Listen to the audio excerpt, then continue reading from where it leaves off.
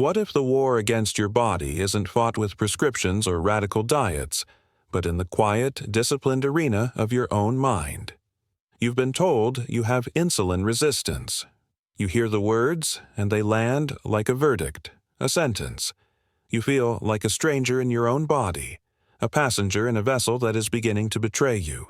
The modern world tells you this is a mechanical problem to be fixed, a number to be lowered. But this is a shallow diagnosis of a much deeper issue. This is not a failure of your body, it is a failure of command.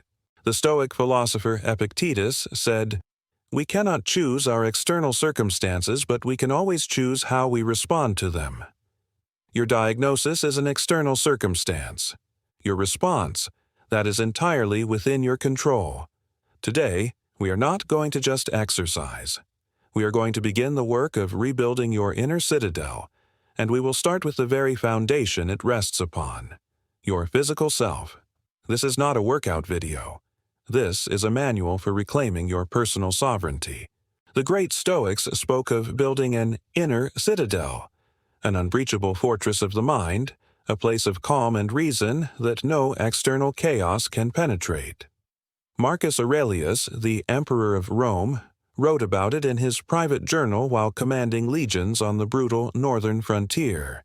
He faced plagues, wars, and betrayal, yet he sought to maintain his inner tranquility. But here is the truth that is so often missed in our abstract world, that mental fortress cannot be built on crumbling foundations. Your body is not separate from your mind. It is the physical reality of your existence, the outpost from which you engage with the world. To neglect the body is to leave the gates of your citadel undefended. I learned this lesson not in a book, but in the fires of my own collapse. For 2 decades, I was a general in the tech wars. I built companies. I chased valuations. I measured my worth in market share and sleepless nights. I treated my body like a disposable vehicle, something to be fueled with caffeine and adrenaline, existing only to carry my mind from one meeting to the next. I ignored the constant hum of anxiety, the acid in my stomach, the tremor in my hands. I told myself it was the price of success. Then, the foundation cracked. It wasn't one dramatic event, but a slow, grinding burnout that ended with me in a doctor's office, my health in ruins and my most important business partnership shattered. My mind, which I had prized above all else, was a chaotic mess of anxiety and anger. Why? Because I had abandoned my post. I had neglected the physical machine, and in doing so I had surrendered my command center. My recovery began not with a new business strategy, but with a single, deliberate step. One morning, instead of reaching for my phone to check the market, I put on my shoes and walked. I didn't walk for cardio or to burn calories. I walked to reclaim territory. Each step was a declaration that I was in command of my body, not the other way around. This is your first task. It is to reframe your relationship with your physical self. It is not your enemy. It is not a traitor. It is your charge, your responsibility. The Stoics call this prosoj, the practice of paying attention, of maintaining a vigilant, mindful state. Your first exercise is to apply prosoj to your body. Before we even get to a structured movement, I want you to begin with a daily audit, a 5-minute walk where your only goal is to pay attention. How do your feet feel striking the ground? What is the rhythm of your breathing? Which muscles feel tight? This isn't about fitness, it's about reconnaissance. You are gathering the intelligence needed to fortify your own position. You are treating your body with the respect a good commander gives his most critical outpost. So, I ask you, is your body a trusted ally in your life's campaign, or is it a neglected fortress you've left to be overrun by circumstance? The journey to reversing a condition like insulin resistance is long, but it begins here, not with a heroic effort, but with a quiet, daily commitment to command. A core tenet of Stoic practice is the application of logic to our impressions. When something happens, we receive an impression, a raw, unanalyzed thought or feeling. The undisciplined mind reacts to this impression emotionally. The diagnosis of insulin resistance is a powerful impression. The emotional reaction is often fear, despair, a feeling of victimhood. The Stoic, however, intercepts that impression and applies reason. The logical response to a body that is inefficiently managing energy is to create a demand for that energy. The logical response is disciplined movement. This is not about punishing your body for its perceived failures. It is about working with it logically and compassionately. This is especially true if you are just starting out or if mobility is a challenge. The ego will tell you that if you cannot perform like an athlete, you should not perform at all. This is a lie. The philosopher-slave Epictetus, who was lame, understood that our power lies in working with what we have, not lamenting what we do not. That is why we begin our physical regimen from a place of safety and accessibility. A simple chair. Do not mistake accessibility for ineffectiveness. The most profound journeys begin with the smallest, most manageable steps. Let's begin with 2 foundational movements. Exercise. 1. Seated marching. Sit upright in a sturdy chair, your back straight, not leaning against the chair back. Your feet should be flat on the floor. Now, simply lift your right knee toward your chest, as high as is comfortable, and then lower it with control. As it comes down, lift your left knee. Begin a steady, rhythmic march while seated. The goal is not speed. It is continuous, deliberate motion. Do this for 60 seconds. This simple act sends a signal to your body. We are active now. It begins to draw glucose from your bloodstream into your muscles without demanding high impact on your joints. Exercise. 2. Seated leg extensions. Remain seated upright. Brace your core. Extend your right leg straight out in front of you, squeezing the large muscle on the top of your thigh, your quadriceps. Hold for a count of 2, then slowly lower it back down. Repeat with the left leg. Perform 10 to 12 repetitions for each leg. This movement isolates and strengthens the largest muscles in your body. Stronger, larger muscles are more efficient at pulling sugar out of your blood. Think of them as sponges for excess glucose. I once worked with a mentee, a man in his late 50s named David, who had built a successful logistics company from the ground up. He was a master of complex systems. But when his doctor gave him a diagnosis of type 2 diabetes, he felt completely powerless. His body was a system he could not understand or control. He was overwhelmed and fell into a state of paralysis. I didn't tell him to change his diet or go to the gym. I told him to set a timer for 5 minutes, 3 times a day, and do nothing but seated marching. He scoffed at first. It felt ridiculously simple, pointless. But he did it. After a week, he called me. It wasn't the exercise itself that changed him. It was the act of keeping a promise to himself 3 times a day. It was a tiny, repeated victory that broke his sense of powerlessness. He proved to himself that he still had agency. That small practice was the leverage he needed to begin making bigger changes. The point is not to exhaust yourself. The point is to begin. The point is to apply logic where emotion has taken hold. So, my question to you is this. What is the smallest, most logical action you can take today to declare command over your physical self? Seneca, one of the great Stoic writers and an advisor to the Emperor Nero, had immense wealth and power. Yet he regularly practiced what we might call voluntary hardship. He would eat the simplest food, wear the coarsest clothes, and sleep on the hard floor. He did this not because he was a masochist, but to inoculate himself against the fear of loss. By willingly embracing discomfort in a controlled way, he trained his mind to be resilient in the face of true misfortune. He wrote, "It is in times of security that the spirit should be preparing itself for difficult times." Your physical training should be viewed through this same lens. The physical resistance of an exercise is a voluntary, controlled hardship. Each repetition that burns, each moment you want to stop but push forward, is a microdose of adversity. You are not just building muscle, you are building mental fortitude. You are teaching your nervous system, your mind, and your spirit that you do not break when challenged. You adapt and grow stronger.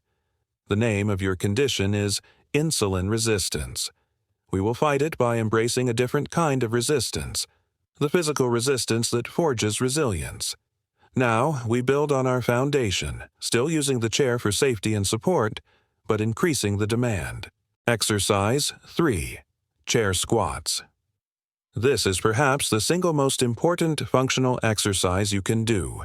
From your seated position, with feet shoulder-width apart, cross your arms over your chest or hold them out in front of you for balance. Without using your hands, stand up.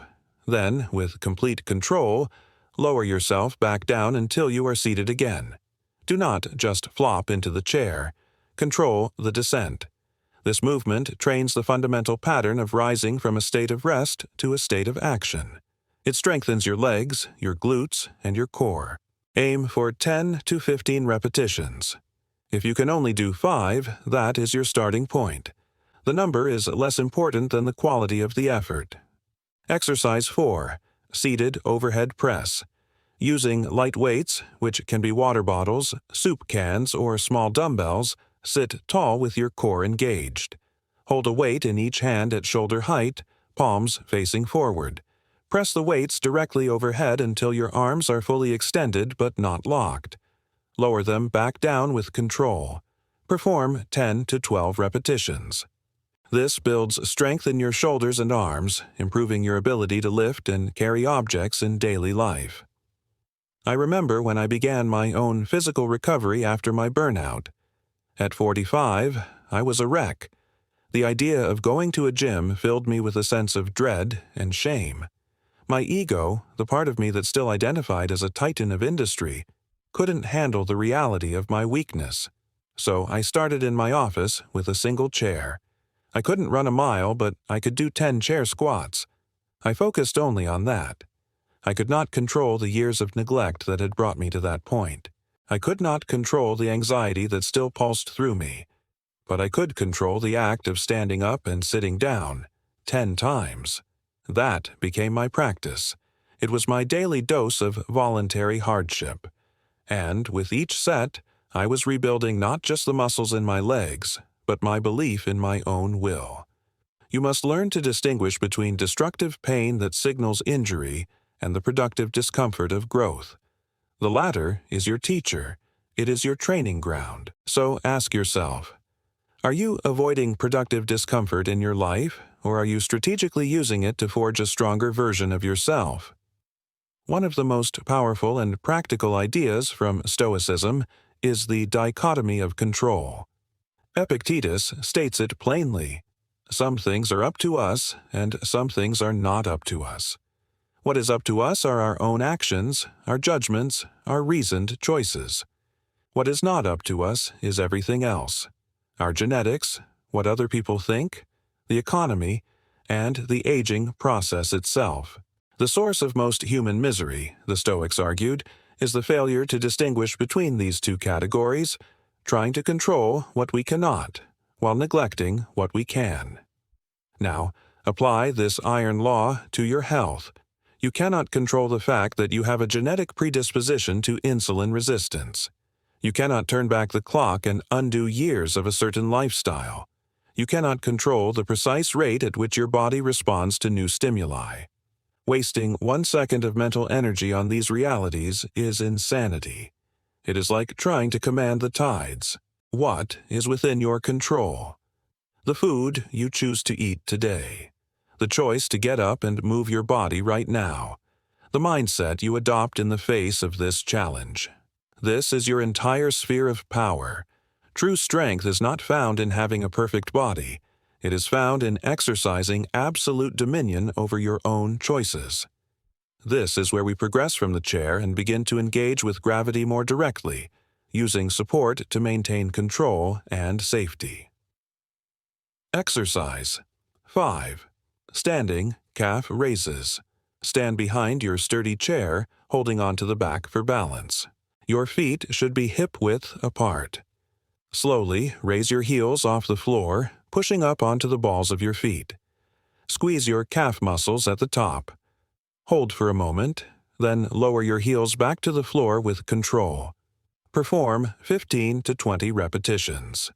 This strengthens your lower legs, which act as a secondary pump for your circulatory system, and improves your balance. Exercise 6. Wall push-ups. Stand facing a wall, about arm's length away. Place your palms flat on the wall, slightly wider than your shoulders. Your body should be in a straight line from your head to your heels. Now, bend your elbows and slowly bring your chest toward the wall. Keep your back straight. Push back to the starting position. This is a modification of a classic exercise, adapted to your current level of strength.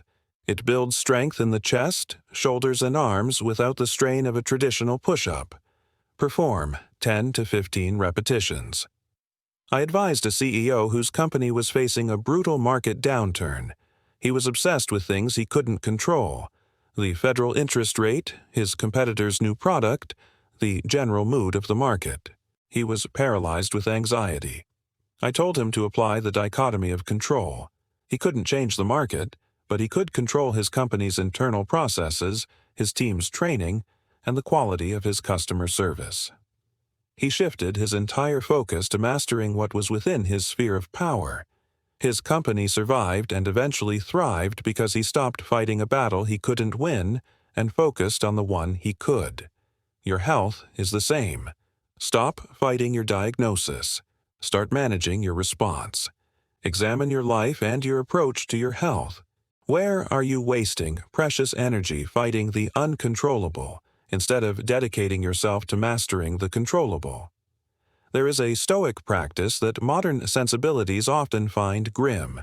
It is called premeditatio malorum, the premeditation of evils. It is the practice of vividly imagining things that could go wrong in the future, losing your wealth, your reputation, your health, your loved ones. The purpose is not to create anxiety, but to destroy it. By mentally rehearsing the worst-case scenarios, you rob them of their power to shock and destabilize you. You prepare yourself. You make yourself robust and anti-fragile.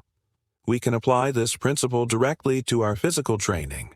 Right now, you are facing the challenge of insulin resistance. But what lies further down the road? The inevitable challenges of aging, loss of muscle mass, decreased bone density, reduced mobility, a higher risk of falling. These are potential evils that await us all if we do nothing. The work you do today, every single repetition of every single exercise, is an act of premeditatio malorum. You are not just managing your blood sugar. You are preparing your body for the rigors of the future. You are building a stronger, more capable version of yourself to handle the challenges that are to come. You are making your future self harder to kill. With this mindset, we now progress to movements that require more balance and control, leaving the support of the chair behind, if you are ready. If not, continue using it. This is about your journey, not a prescribed pace. Exercise 7. Body weight squats. Stand with your feet shoulder-width apart, toes pointing slightly outward. Keeping your chest up and your back straight, lower your hips as if you are sitting down in a chair. Go as low as you can without pain or losing your form. Then drive through your heels to return to the standing position. This is the king of functional exercises, building strength that you will use every single day for the rest of your life. Aim for 10-15 repetitions. Exercise Étude 8. Standing marches with high knees. This is a progression from our seated march. Stand tall and march in place, but this time, focus on driving your knees up toward your chest with each step. Engage your core to keep your torso stable. This introduces a greater cardiovascular demand and improves your dynamic balance. Perform this for 45 to 60 seconds. I have a daily practice. Each morning, I spend a few moments visualizing the man I want to be when I am 70, 80, even 90. I don't see a man sitting in a chair, unable to engage with the world. I see a man who can carry his own groceries, who can get down on the floor to play with his grandchildren, who can walk through the woods under his own power. That image is my fuel. Every squat I do today is a direct investment in that future man. Every disciplined meal is a vote for his continued vitality. I am actively preparing for the evil of decrepitude, and in doing so, making it far less likely to occur. This is the ultimate form of self-reliance. Look ahead, not with fear, but with the eyes of a strategist. The future is coming.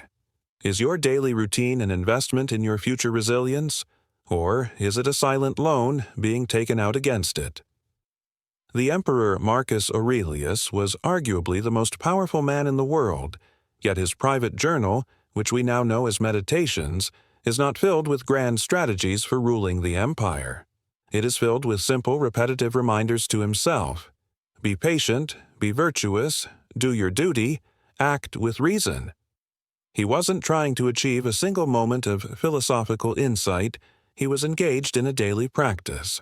He understood that excellence, whether in character or in any other domain, is not the result of a single heroic act, but the product of unglamorous, daily, relentless consistency. This is the key to transforming your physical health. The modern world sells you on intensity. 30-day shreds, extreme makeovers. This is a lie. Intensity is fragile. It burns hot and fast, and then it's gone, leaving you exhausted and demoralized when you can't maintain it. Consistency is durable. It is the slow, patient, grinding force that reshapes landscapes and forges new realities. Your goal is not to have one perfect, crushing workout. Your goal is to show up today, and then tomorrow, and the day after that. The habit is more important than the single performance. We now introduce movements that challenge the body as an integrated system, requiring balance, coordination, and strength. These build a body that works in unison. Exercise 9. Alternating lunges. Stand with your feet together.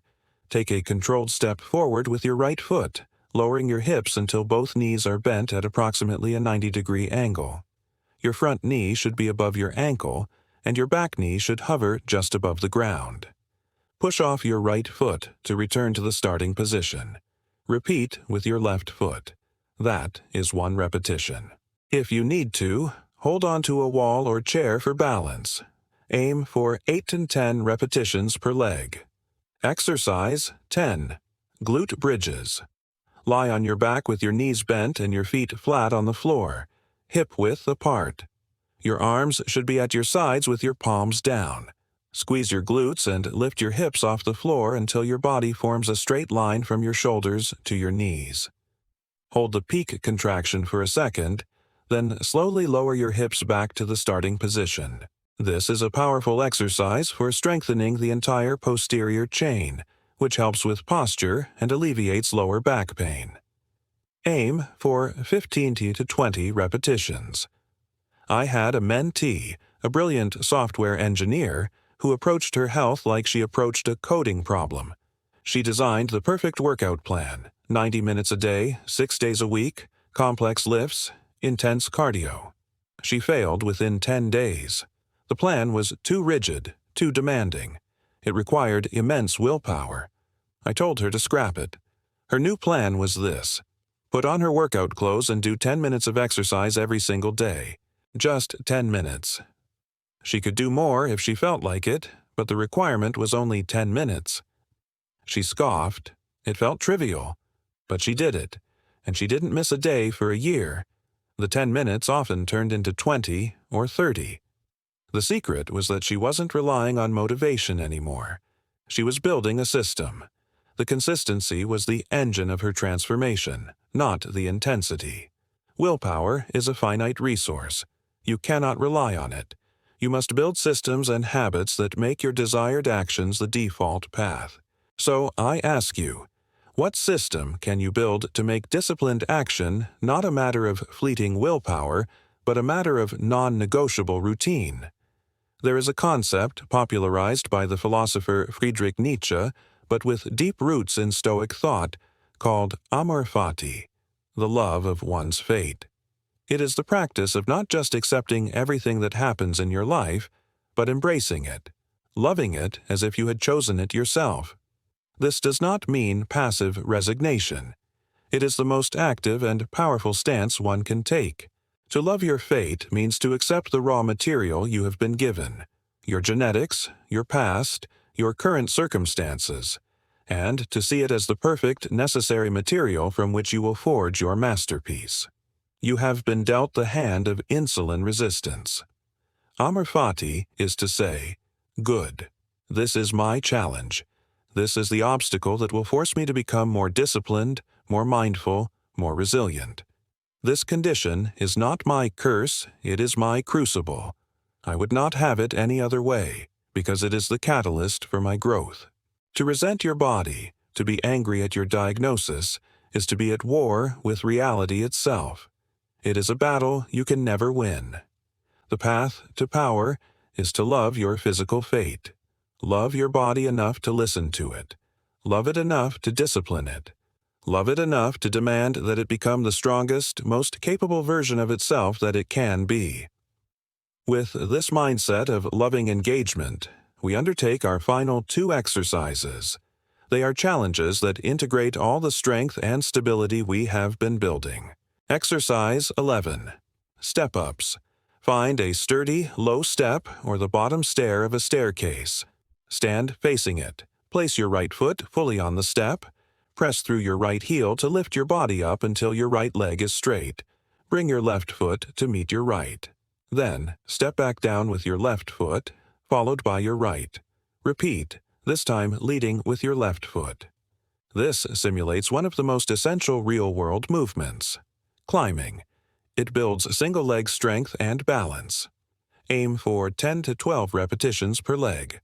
Exercise 12. Bird dog. Begin on all fours, with your hands directly under your shoulders and your knees directly under your hips. Keep your back flat and your core engaged. Simultaneously extend your right arm straight forward and your left leg straight back. Keep your hips and shoulders square to the floor. Don't rotate. Hold for a count of 2, then return to the starting position with control. Repeat on the other side, extending your left arm and right leg. This is a masterful exercise for building core stability and training your body to work as a unified whole. Aim for 10 repetitions per side. How you frame this effort is everything. If you see exercise as a punishment for what you ate, you will always fail. If you see it as a chore you have to do, your commitment will be fragile. But if you can learn to see the burning in your muscles as the feeling of your body getting stronger, if you can reframe the effort as a profound act of self-respect and love for your own fate, then it becomes a privilege. It becomes a practice you would not want to live without. This is the ultimate alchemy of the mind, turning a burden into a calling.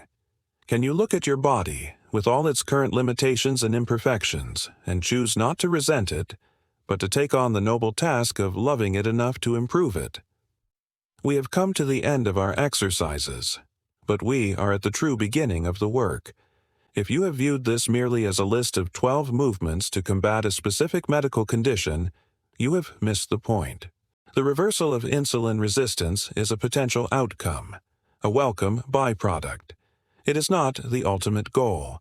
The goal is the creation of a synthesized self, a state where your mind is orderly, your will is disciplined, and your body is a capable and willing partner in the execution of your purpose. The Stoics had a word for this, eudaimonia. It is often translated as happiness, but a better translation is human flourishing. It is the state of living at your highest potential, in accordance with reason and virtue. You cannot achieve this state if you are at war with your own biology. You cannot have a clear, tranquil mind if your body is in a state of chronic inflammation and metabolic chaos. And you cannot have a strong, resilient body if your mind is undisciplined and a slave to impulse and emotion. The two are inseparable. The 12 exercises we have covered are a metaphor for the journey of self-mastery. We began where we were, in a chair, with the simplest possible movements. We established a baseline of control. Then, we systematically introduced progressive challenges, moving from supported to unsupported, from simple isolation to complex integration. This is the exact same path to mastering your mind, your finances, your relationships. Start where you are. Acknowledge the reality of your situation without judgment.